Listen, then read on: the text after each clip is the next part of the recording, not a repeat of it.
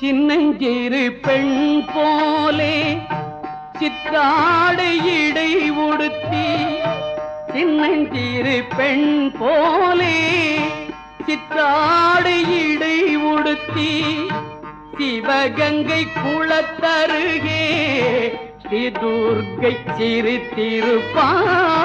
சின்னஞ்சிறு பெண் போலே சித்தாடை இடை உடுத்தி, சிவகங்கை குளத்தருகே ஸ்ரீ துர்க்கை சிரித்திருப்பாள். சின்னஞ்சிறு பெண் போலே